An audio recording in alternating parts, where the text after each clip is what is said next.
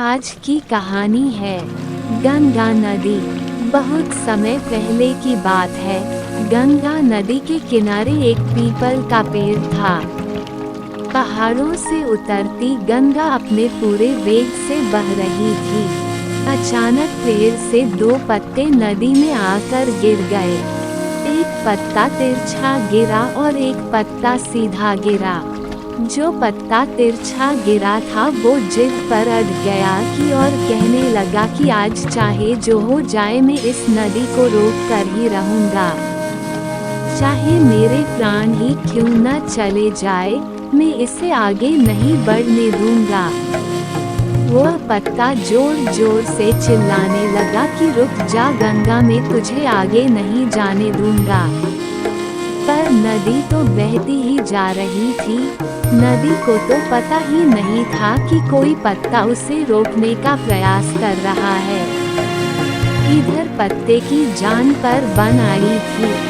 वह लगातार संघर्ष कर रहा था। वो पत्ता नहीं जानता था कि बिना लड़े भी वही जाना था जहाँ थककर और हार कर पहुँचेगा। परंतु अब और तब के बीच का समय उसके लिए दुख और संताप का समय बन चुका था। वही दूसरा पत्ता जो सीधा गिरा था, वो नदी के प्रवाह के साथ बड़े मजे से बहता जा रहा था और कह रहा था कि चल गंगा, आज मैं तुझे तेरी मंजिल तक पहुंचाऊंगा। चाहे जो हो जाए, मैं तेरे मार्ग में कोई भी अवरोध नहीं आने दूंगा। नदी को इस पत्ते के बारे में भी कुछ पता नहीं था। वह तो अपने धुन में सागर की ओर बहती जा रही थी। लेकिन यह पत्ता खुश और आनंदित था, क्योंकि उसे तो लग रहा था कि मैं ही नदी को अपने साथ बहाए ले जा रहा हूँ। तिरछे पत्ते की तरह सीधे पत्ते को भी यह नहीं पता था कि चाहे वो नदी का साथ दे या नहीं दे, नदी तो वही पहुँचेगी जहाँ उसे जाना है। पर अब और तब के बीच का समय उसके लिए आनंद का समय बन चुका था।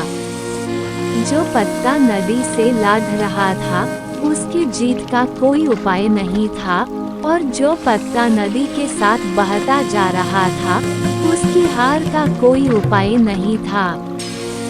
दोस्तों, यह कहानी हमें यह सिखाती है कि जिस दिन हम लड़ना छोड़ देते हैं, उस दिन से हम जीना शुरू कर देते हैं।